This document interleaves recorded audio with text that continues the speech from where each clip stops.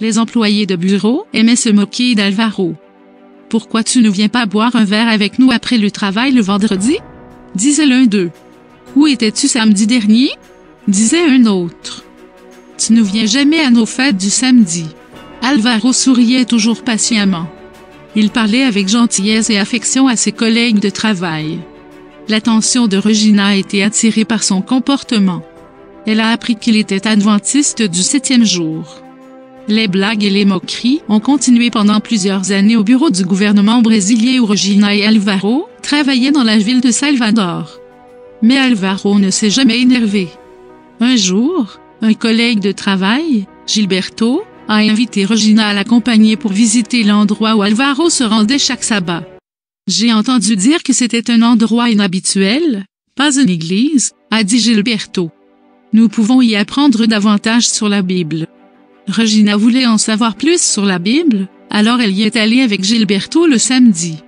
Elle a mis son maillot de bain sous des vêtements légers, parce qu'elle avait prévu d'aller à la plage après. Gilberto l'a emmenée dans une maison d'apparence ordinaire dans un quartier résidentiel. Regina s'est tout de suite sentie à l'aise. La maison ne ressemblait pas à une église, et il n'y avait pas de panneau extérieur portant le nom d'une organisation religieuse. L'endroit était connu sous le nom de Partager Jésus. Les gens accueillaient Regina avec des sourires et des accolades. Elle a vu Alvaro dans le groupe composé principalement d'étudiants et d'enseignants. Le pasteur et sa femme enseignaient une étude biblique et répondaient ensuite aux questions. Les questions étaient nombreuses, et Regina s'est surprise à sourire en écoutant. Elle aimait l'intérêt sincère que les personnes du groupe portaient à la Bible. Après l'étude biblique, le pasteur s'est levé pour prêcher. Gilberto est parti chez lui, et Regina est allée à la plage. Cette routine s'est poursuivie pendant un certain nombre de samedis. Gilberto et Regina assistaient à l'étude biblique et, ensuite, ils rentraient chez lui et elle allait à la plage. Un samedi, un de leurs nouveaux amis les a invités à rester pour le sermon. Regina et Gilberto étaient trop gênés pour refuser, alors ils sont restés.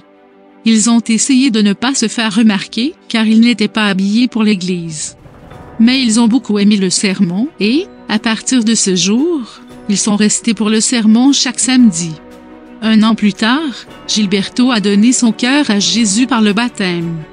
Regina continuait à résister. Que diraient sa famille et ses amis? Elle se souvient de la façon dont les gens avaient traité Alvaro au travail. Elle avait été élevée dans une autre dénomination, et l'église adventiste du 7e jour semblait si peu traditionnelle en comparaison. 4 ans ont passé, et Regina a appris que le pasteur était muté dans un autre endroit. Immédiatement, elle l'a appelé. Elle ne voyait aucune raison d'attendre plus longtemps. Elle voulait prendre une position publique. Pour Jésus par le baptême. De nombreux membres de la famille et amis n'ont pas accepté la décision de Regina, mais elle ne regrette rien. Elle est devenue un membre actif, notamment en participant à des actions de sensibilisation auprès des nécessiteux. Regina remercie Dieu chaque jour pour l'amour avec lequel Jésus lui a été présenté.